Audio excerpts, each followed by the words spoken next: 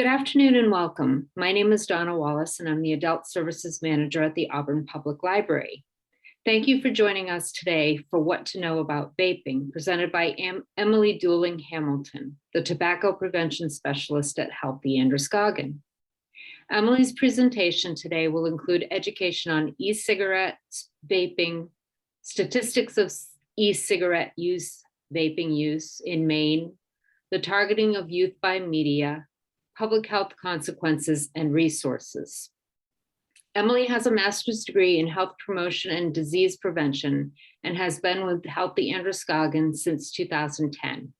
She works hard every day so individuals who are interested in quitting have the resources and information they need. Healthy Androscoggin works to create a community of thriving residents by giving individuals tools to live a healthy life. This program is presented in recognition of the Great American Smokeout, which takes place on Thursday, November 18. Sponsored by the American Cancer Society, the Great American Smokeout happens each year on the third Thursday in November. Thank you for being with us today, Emily, and take it away. All right, thanks so much. So again, my name is Emily Dooling Hamilton. I work over at Healthy Androscoggin. I'm going to go ahead and share my screen so I can pull up the PowerPoint.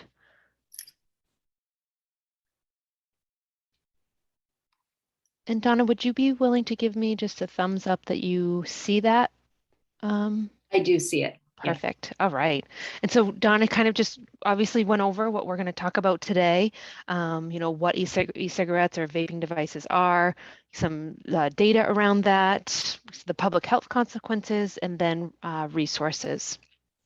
A little bit about, one moment. There we go. A little bit about Healthy Androscoggin. As Donna mentioned, we are a community health coalition. We are located right in downtown Lewiston, but we serve all of Androscoggin County with the exception of Livermore and Livermore Falls. We were established back in 1995. There was a group of concerned citizens, whether it was educators, parents, community members. There was a really high rate of tobacco use among youth. Smoking cigarettes. Around 38% of youth in 1995 were smoking cigarettes. And they came together and they wrote the first grant that started this. It was Tobacco Free LA. It has since changed and kind of developed and adapted into Healthy Androscoggin. And while tobacco is still very important, it's one of our 5 main goals, supporting tobacco-free lifestyles. We have 4 others, so we have 5 total main goals. The supporting tobacco-free lifestyles, like I mentioned, preventing substance misuse, supporting physically active communities, promoting healthy eating, and lastly, preventing childhood lead poisoning.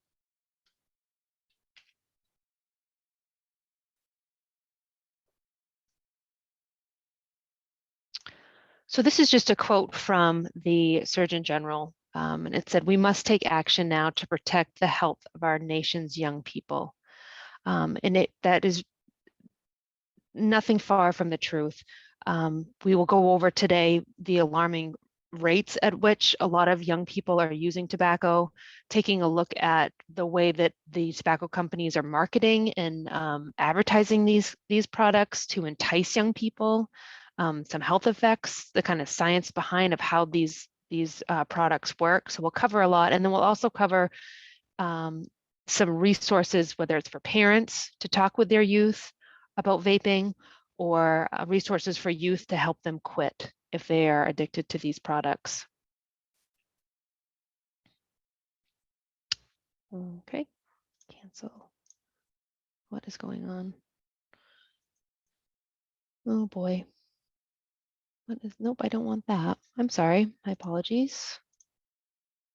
It opened up the actual journal article for that. So we're not going to be doing that, but we will. My hope is just to advance the slide. We'll do that. There, phew. Just taking a look at, some numbers from 2017 to 2019. The United States saw the largest increase in youth substance use in 43 years, when youth vaping rates nearly doubled. So we went from 11% to 21%, and that was for the USA, for United States. This slide takes a look at, so the Maine Integrated Youth Health Survey, it's offered every other year. So and just due to the pandemic, we just did one this fall, and they're just doing them right now. But it's usually every other year. And so the last time we've collected data was in 2019. And it takes a look at, this graph takes a look at current use among high school students in Maine. And we can see, the cigars, the non-combustible or combustible non-cigarette products are around 6%. Smokeless tobacco, chewing tobacco is around 4.5. Cigarette use is around 7%, which is like, woo, so great, because think of in 1995, I mentioned it was 38%. So we've really come a long way with traditional cigarettes. But unfortunately, these new products, the e-cigarettes, the vaping devices, are around 28%. And this is someone that currently uses, so they've used in the past 30 days. And it's around 28% also for Androscoggin County as well.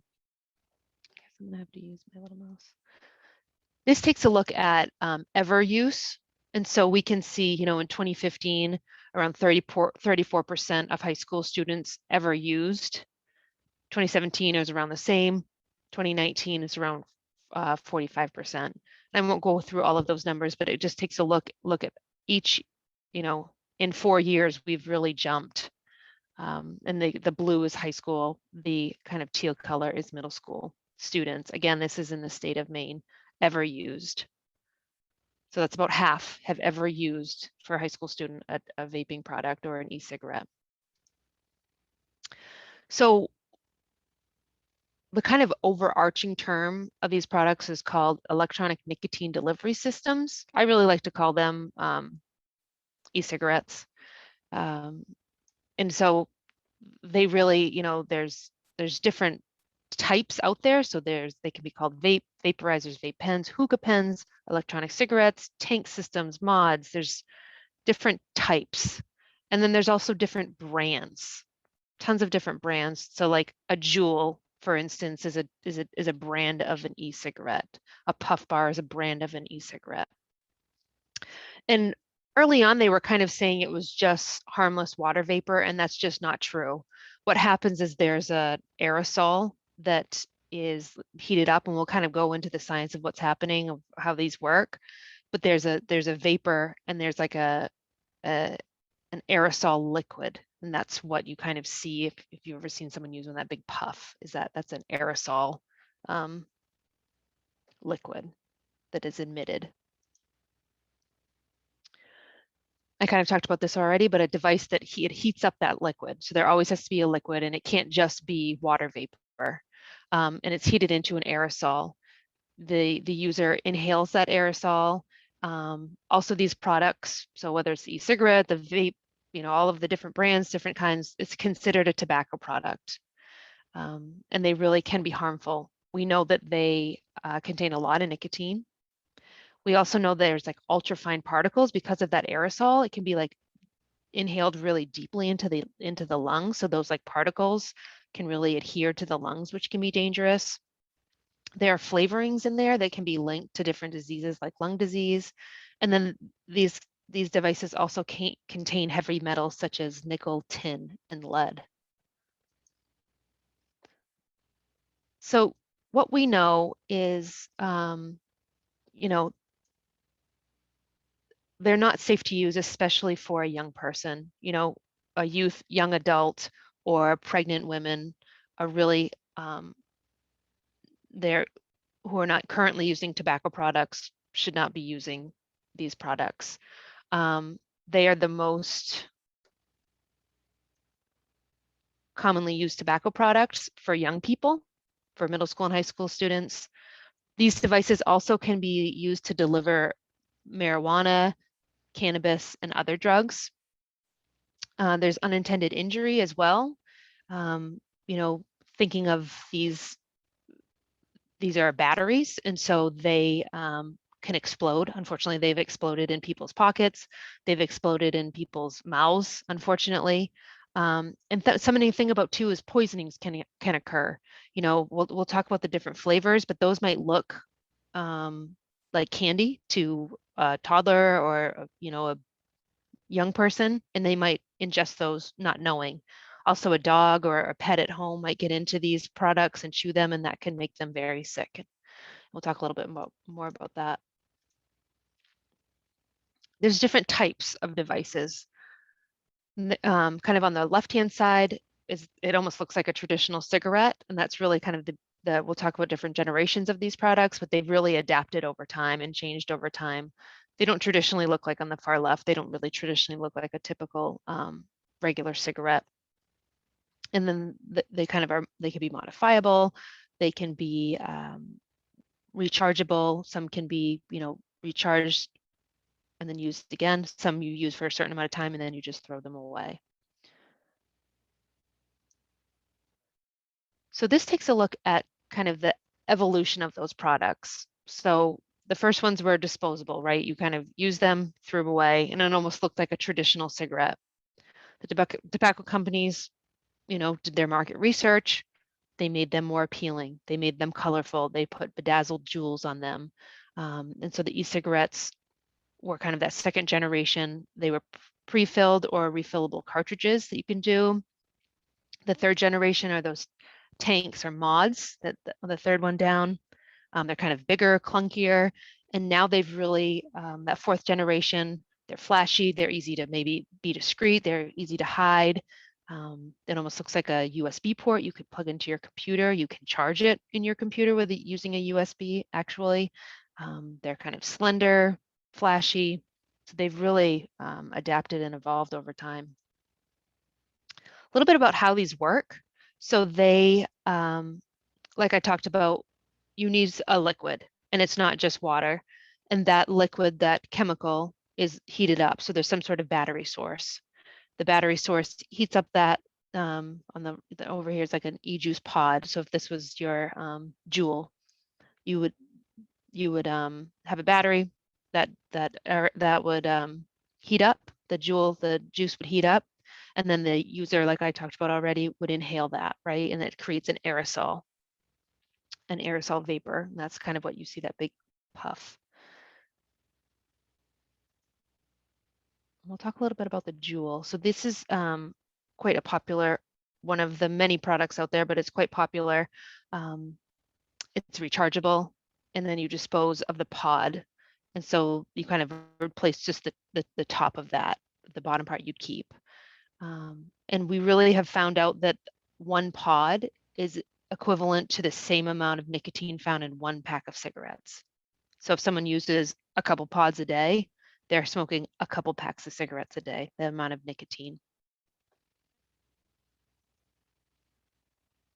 And so what's in that pod? And so there's obviously nicotine, because that's the addictive substance. They make sure, the tobacco companies make sure that's in there. There's also kind of all of these other propylene glycol, like that's the same chemical that's found in like antifreeze and like in a fog machine. So there's different natural oils, others like other chemicals we don't even know of. And we know that 51% of the total e-cigarette market are Juuls. So they total 50, almost half of these products that are purchased or on the market are Juuls. And Juuls are unique because they kind of have this salt, nicotine salt, in their devices. And so that makes it, thinking of too, like if you were to smoke a cigarette, a traditional cigarette, it like burns and it like hurts your lungs if you like inhale too deeply, and it just is very uncomfortable. Well, with a lot of these devices, a lot of these e-cigarette products, they have this nicotine salt, so you don't have that. So if someone's inhaling deeper, they don't have that like raw, scratchy throat when they use these products. So something that the tobacco companies have figured out. Also taking a look at the tobacco products, some like important language from Maine retail law. This just takes a look at the e-cigarettes and the vaping products are considered tobacco products in the state of Maine. And e-cigarette devices, are considered a tobacco product in the state of Maine. And to add to that, kind of taking a look at the legal sales age. So someone must be 21 years or older to purchase these products. That's changed. It used to be 18 to purchase tobacco. but now it's 21, and these are for all tobacco products.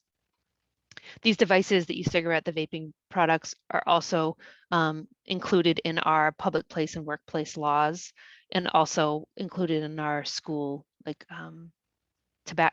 campus policies as well. And use and possession of tobacco products are prohibited by anyone at all times on school property. Something to just be aware of. And so I've talked a lot about e-cigarettes and vaping products, but there's obviously other products out there, and they come in many shapes and sizes and different types. So the kind of combustible tobacco products, or the cigars, or cigarillos, those little cigars. There's smokeless tobacco products that include like chewing tobacco, or dip, or snus. And then electronic products that include vaporizers, vape products, and e-cigarettes. I talked about this, it's an aerosol and it's not just vapor. And we know, the tobacco companies really kind of touted this early on, that it's just harmless water vapor, and it's truly not. And we've been studying these products for a little while, but we don't have kind of long-term research, but the short-term research is telling us that they can be very harmful, because, we talked about this already, those ultrafine particles that can adhere to our lungs, those flavorings that are linked to serious disease like lung cancer. There's cancer-causing chemicals in these products, so carcinogenic chemicals. There's heavy metals such as nickel, lead, and tin. And then there's also a great amount of nicotine included in all of the products. This takes a look at the flavoring. So these products are out there, and we have to really wrap our heads around the marketing around this. They spend around $46 million.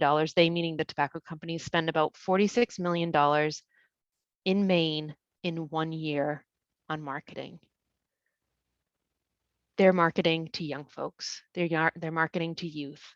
And you can see by these products, these are kind of the e-juices that you can vape, that you can put in your devices. And so this slide just takes a look at the e-liquid on the left-hand side, and then right beside it is the actual food product. So that e-liquid looks a lot like that Ready Whip. That vanilla looks a lot like those Nilla wafers. That Candy King looks a lot like the Sour Patch Kids. These companies are targeting young people. This takes a look at, these chemicals are also found elsewhere. So propylene glycol, I mentioned that. So all of those chemicals on the top are found in these e-cigarettes, in these vaporizing products. Propylene glycol, antifreeze, acetone, nail polish remover, formaldehyde, embalming, nicotine is in cigarettes. So you kind of just list. So thinking about the harmful effects, we're putting not just harmless water vapor into our bodies when we use these products. We're putting these other chemicals into our body. So nicotine. Most, like 99.9% of these products, these e-cigarettes, contain nicotine. And we know that that is the addictive substance, right, in all of tobacco products. If someone is addicted, they continue buying these products. The tobacco companies keep making more and more money. And so the nicotine can be highly addictive. We also then know that nicotine can be toxic when in a developing fetus, and it is a health danger for pregnant women and their developing babies. Also, we know our brains are still growing and developing until we're around 25. So nicotine can really harm youth's brain development. And a youth can become very addicted very quickly due to that brain developing. And nicotine also is poisonous. It can be absorbed through the skin, and as little as 10 milligrams can be toxic. And then, 50 to 60 can be life-threatening to an average 150-pound person. And some, when you have too much nicotine, it can give you stomach pain, nausea, vomiting, dizzy, off balance, heart palpitations, headache, pale skin. So something to really consider and think about. And we know that nicotine is addictive in any form, whether it's being smoked in a traditional cigarette or vaped. And it takes not long to get to the brain. You know, and on the right-hand side, you can see if this is someone smoking. First, it moves into the lungs where it absorbs into the bloodstream, and then the heart pumps it through the body, including the brain. And so the nicotine moves from the blood system into the brain, and it takes like 7 to 11 seconds. And it really stimulates and relaxes at the same time, that nicotine. And we know too that the half-life of nicotine, that means like it's out of our system very quickly. The half-life of nicotine in 2 hours is gone. So that's why too, these products contain nicotine, but also people need to continue using them because to kind of to feel better, right? They're withdrawing from that nicotine, and so they vape or they smoke a cigarette, and then they're getting that nicotine again because when they don't have it, it feels abnormal. So when they have it, oh, it feels better. They feel better. Whether they're, oh, I'm so stressed out, they have a cigarette, oh, but they're actually just withdrawing and going through the withdrawal symptoms, which I'll talk about in a couple slides. This takes a look at the nicotine in the adolescent brain, so a young person's brain. You know, the prefrontal cortex, you know, this really nicotine can reduce activation. It can really impede maturation and also inhibits control.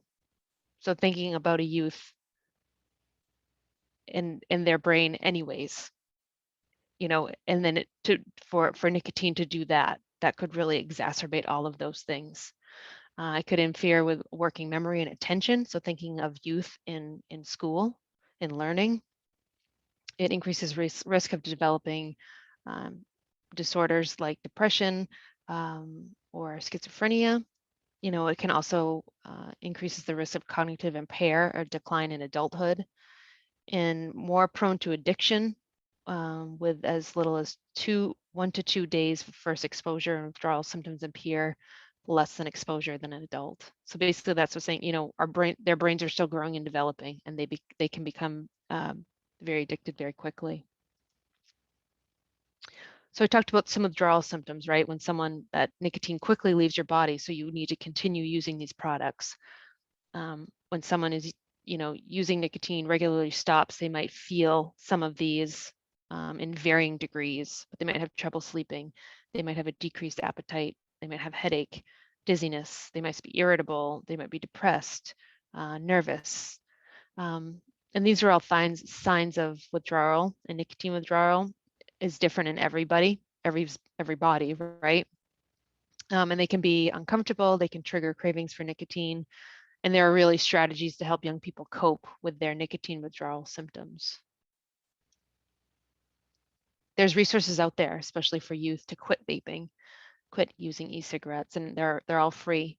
If they were to text 88709, if they text Maine to MAINE to 88709, that will enroll them in a quit vaping program.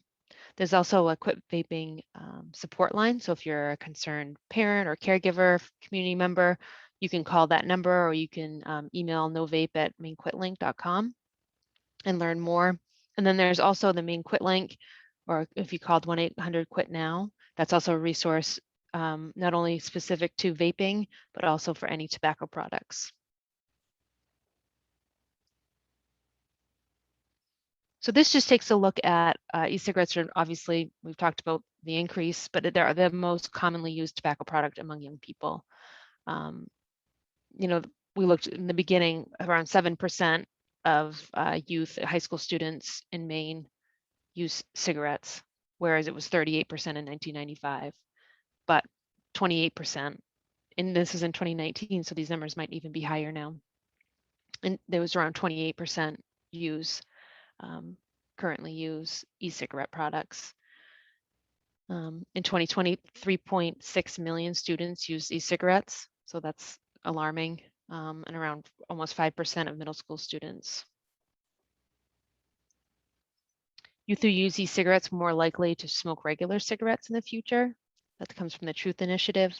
This kind of takes a look at dual use. So maybe they are vaping they unfortunately become addicted, that can be costly. These products are not cheap, and so they transition to a different product, but still continuing to use a tobacco product, which is exactly what the tobacco companies want to happen, right? Because they're continuing to make money. This takes a look at the dangers of tobacco, so not just specifically vaping and e-cigarettes, but kind of using tobacco. It's still the single leading cause of preventable death and disease in Maine and also in the United States. We also know that secondhand smoke, so the kind of smoke that comes off of a lit cigarette or comes out when a user exhales when smoking, there's no safe level of secondhand smoke exposure. And really, tobacco-free environments can change social norms around tobacco use and really promote tobacco-free lifestyles. So that's really why, I'm proud that we live in Maine, because we have a lot of really great tobacco-free places, right? All of our parks, all of our, when we go to restaurants, when we go to the movies, those are tobacco-free, and that protects us from secondhand smoke exposure. And this just takes a look on the right-hand side, the health effects, unfortunately. So it's not just lung cancer. The cancers on the left-hand side in orange, it can be head or neck, stomach, colon, bladder. Those are to name a few. And then it's not just heart attack. The chronic diseases can be stroke. There can be gum infection. There can be reduced fertility, pneumonia, so forth. They can it can hip fracture, so it can impede our bones, our bone structure, the strength of our bones. So again, just something to be aware of. I talked about this a little bit already, but thinking of the unintended injuries. So I kind of like to call them the little. So whether it's toddlers, small children, or pets such as dogs or cats, especially thinking of those products that we saw that looked like a Sour Patch Kid. A young person might not know, like a toddler might not know, and that could harm them. They could think it was some sort of candy and ingest it and become poisoned. Also, we talked about too the explosion, so that these are battery operated, so they can explode unfortunately in our pockets, in our mouth, and that can obviously cause serious injury. Want to touch upon it as well. We mentioned in the beginning, we can adapt these devices to also be used for marijuana. And so this is kind of some really important information for adults, especially parents and caregivers. These vaping devices can be used to inhale THC. So that's like kind of the active ingredient in cannabis or marijuana. And it's used in vaping devices through inserting dry leaves or waxes or oils. And these levels can be very high in many of these products, potentially leading to extreme impair. And this takes a look at THC versus CBD. And so there's two active chemicals in marijuana. THC is that psychoactive ingredient, where CBD is that non-intoxicating ingredient that has been shown to be helpful really with seizures and other neurological disorders. On the right-hand side, we can take a look at THC levels and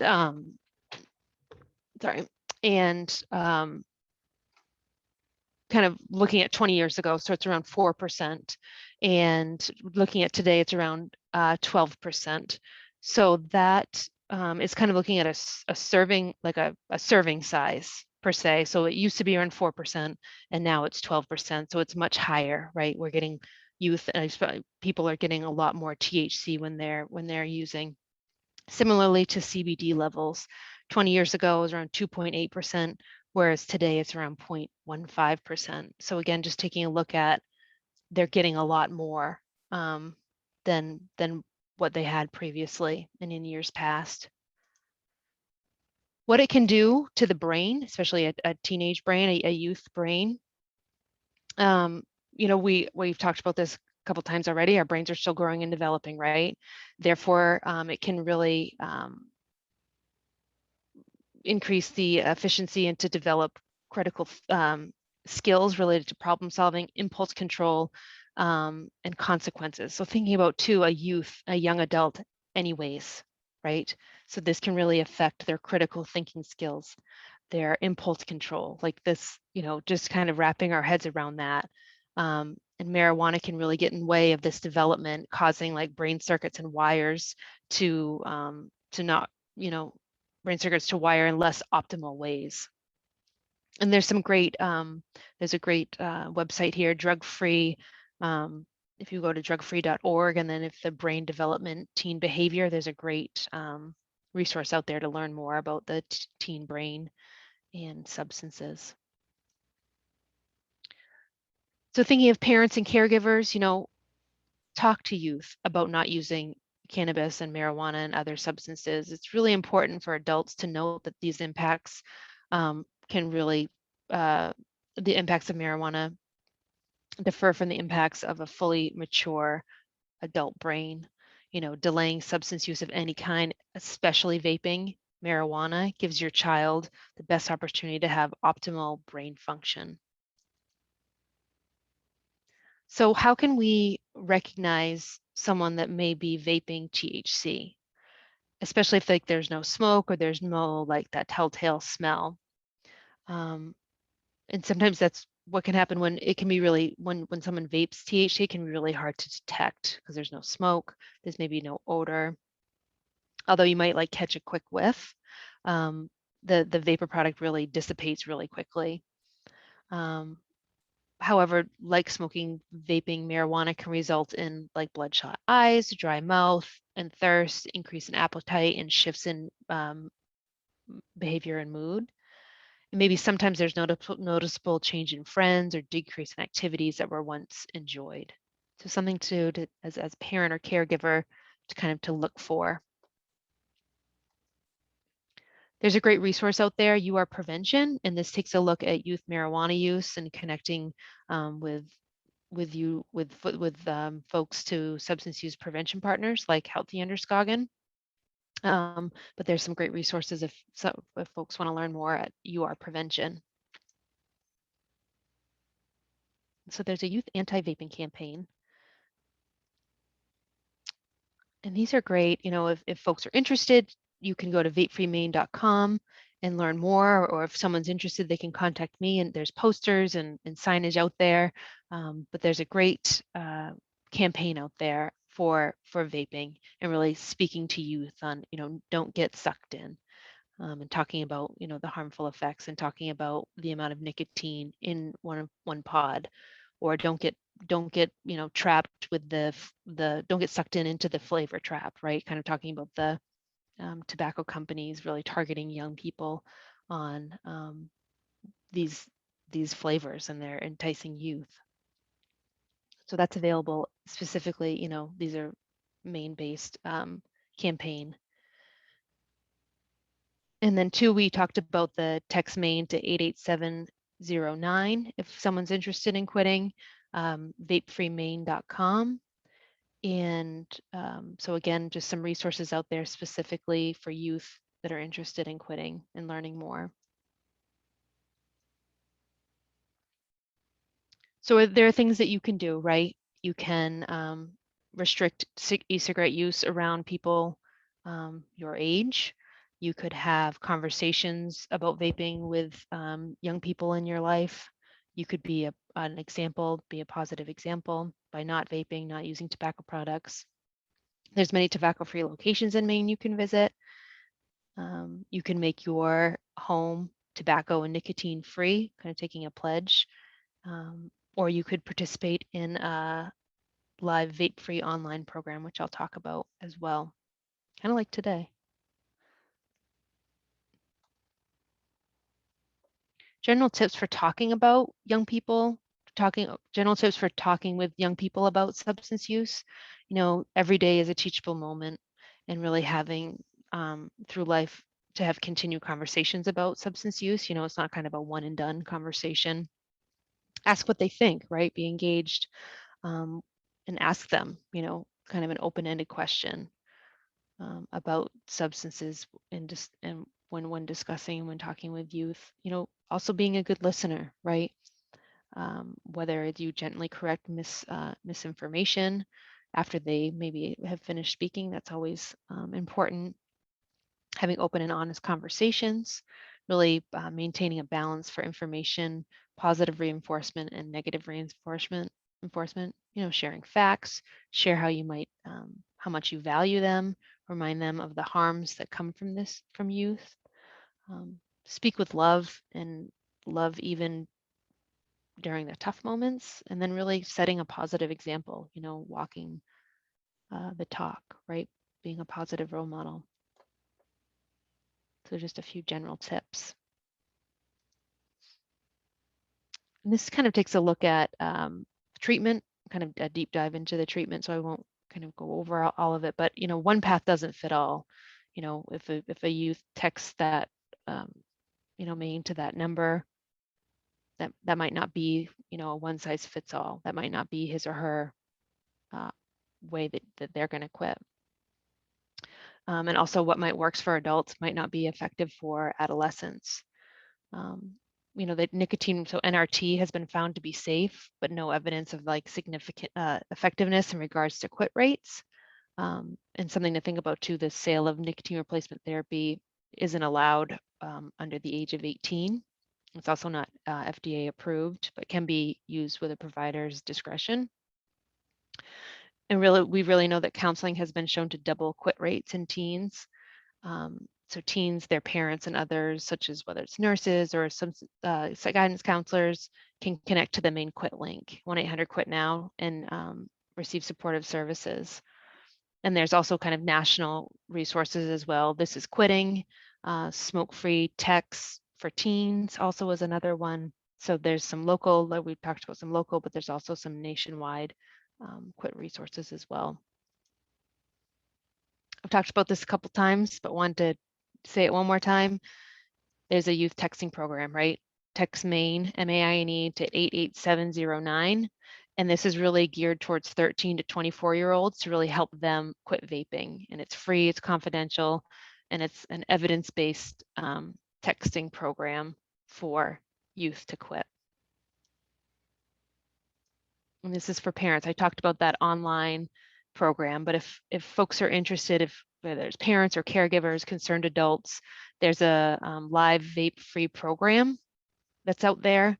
And if you just went to the Maine Quit link and went to vaping quit support, there is some more information there as well for folks. And I talked about this, but to elaborate a little bit more, there's a support line. So whether you can email or you can call and get your questions answered. And you can talk to a nationally certified counselor. It's free. They can assist you, talking about current vaping products, connecting to treatment, really a great support line for whether it's parents, caregivers, adults who don't vape, but really have questions and concerns around vaping. I mentioned this, but that's one of the take action, what you can do. You can, have your home, your apartment, your home smoke free, nicotine free, tobacco free, vape free, right? And so we know that when we come over and visit you, there's no tobacco being used. And so that really protects not only you, but if you have young people at home from secondhand smoke exposure, it's that positive role model. They're not being exposed not only to secondhand smoke, but again, that visual exposure of kind of changing that social norm as well. But if you're interested in taking the pledge, you can go to breatheeasymaine.org/pledge. And that really wraps up. I did want to mention before we get to questions, the Great American Smoke Out, like Donna mentioned, that's always the third Thursday of the month. And it's this coming Thursday, so in 2 days. And that's really, it's a nationwide, they've been doing it for many, many years, I think 50 plus years. And it's really a quit day, whether you quit that day for that day, or that's your quit day, and then you start down that road, of living a tobacco-free lifestyle. It's just a day for everyone to just say, you know what, I'm going to quit today. So it's a national kind of campaign. And then also I wanted to plug as well, if someone's interested in quitting, and there's another resource that I wanted to mention, we have a tobacco support group that meets weekly from 6 to 7 every Thursday. And if folks are interested, it's virtual right now. If folks are interested, they can visit Healthy Under Scoggins Facebook page, and there's the Zoom information will be included there. So thank you very much, folks. Thank you, Emily. So much great information. I'm going to go ahead and stop the recording now.